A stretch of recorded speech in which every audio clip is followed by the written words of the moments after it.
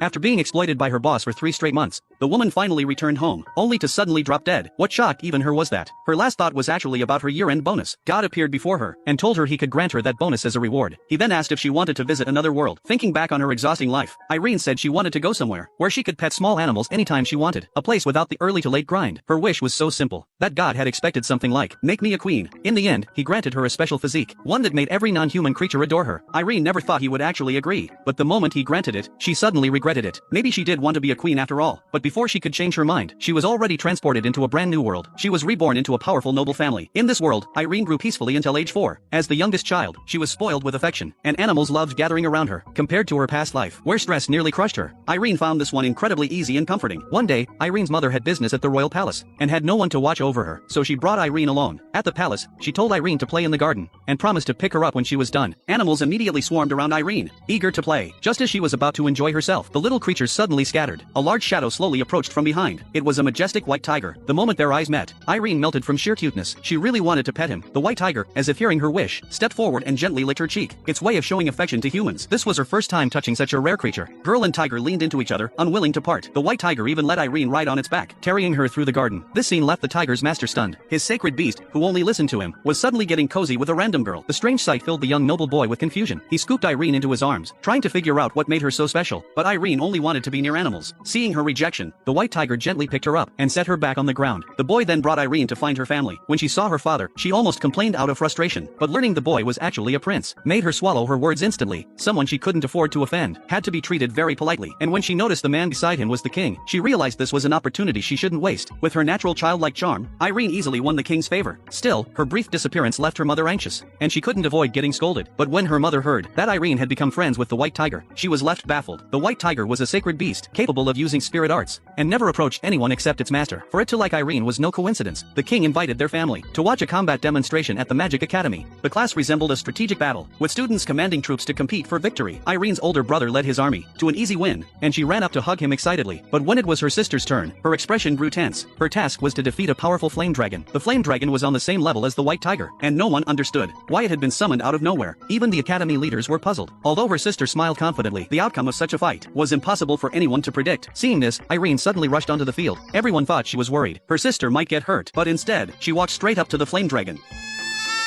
この子いじめじゃねえだろ